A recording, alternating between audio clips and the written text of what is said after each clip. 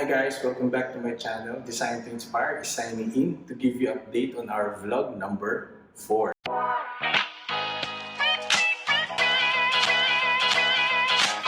So malapit na siya matapos actually. Furnishing within these days na lang. So nagkakabit tayo ngayon ng mga appliances sa kaunting linis-linis. Tutor ko kayo guys, no?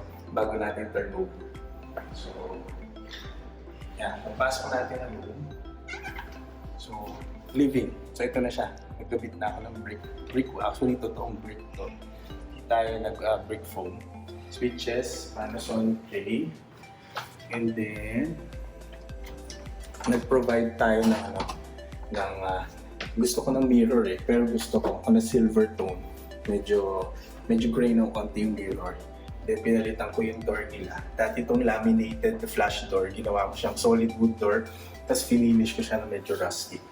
So, continuously, naglagay tayo ng mirror ulit. Tapos, brick buong wall dito sa side. So, ito yung CR natin. Yung CR natin, nagpalit tayo ng tile. So, pinalitan ko siya ng tile, matte finish, matte black marble ng gray. Retain yung water closet. Pero ito, blanco pa. Mamaya hanap tayo ng ilalagay natin para sa water closet. Nandito tayo ngayon sa... Ano pa ang store niyo? Home store. Okay, so ito yung napili ng client natin. Ito yung para sa master bedroom. Okay. Bilhin nyo to guys kasi ang pangalan nito pangalan ko. Pinangalan nila sa akin. Yeah, so gray and white. Okay, so master bedroom. Look for them. Kung bibili kayo, siya, yan. Tapos, ito naman sa powder room. Powder room natin. So, set din siya. Better bumili nito kaysa magpagawa para hindi madumi. Okay. So, gusto nila may cabinet and set ng mirror. So, parehas sila. Install natin ito on Thursday. Sana deliver nila by Wednesday. Built-in na siya. So, bibili mo siya, sarpak na lang siya. And then, shower area. Maluwag yung shower area. So, same material yung tayo nilagay natin. And then, palit ako ng doorknob. I use Dorma brand, tapos solid wood door. So, ito na. This space natin for the living area. So, itong ating living area, in-enclose ko siya. Not actually enclosed, nilagyan ko siya dito ng parang lattice work. This area, lalagyan ko ito ng mga stones. Kasi ano ito lalagyan ko siya ng uplight. Sample lang. Luis, open mo. Yan, hanapin mo. Pinakababa. Yan. So, lalagay tayo ng stones dito para Zen type. Para siyang what do you call this? Accent. Pwede mo buksan pag gabi. Pag wala masyadong light. Tapos, itong wall na to, mirror ulit. Pero silver yung ginamit ko para medyo bachelor type. Lagay tayo dito ng circle na dining table. Tapos ang ating lamp. Okay?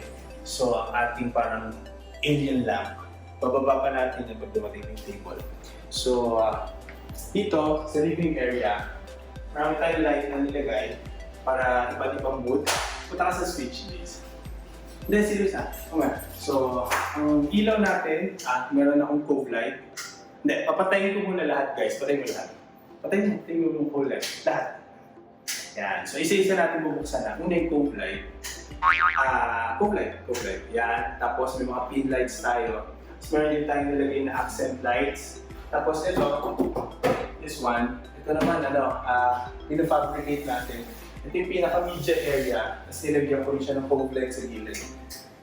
Cove light yan. Para kung manonood ka, may ambience. Tapos, open ito para sa mga media area.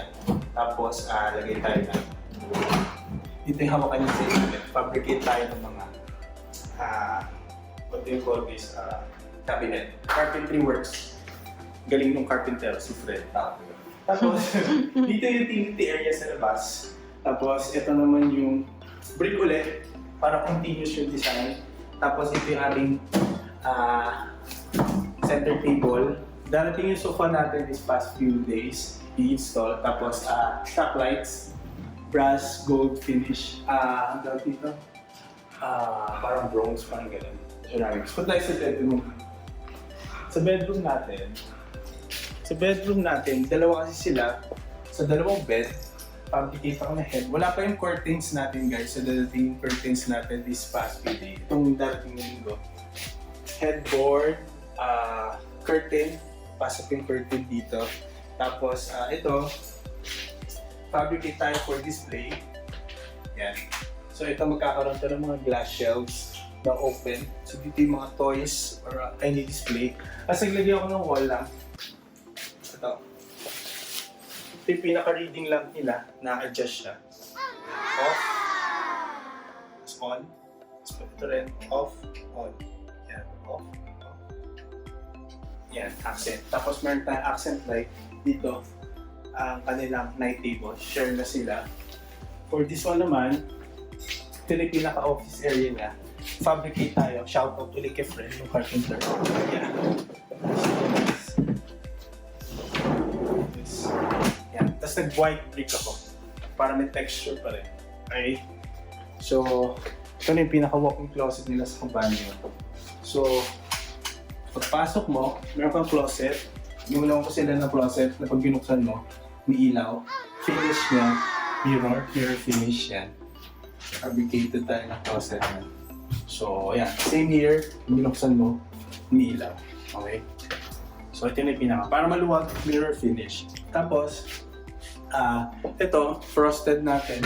Requested by the client. Pag-pass, yan. Nandito na yung ating shower area. Isa namin. So, sa yung shower area natin, dito yung liguan.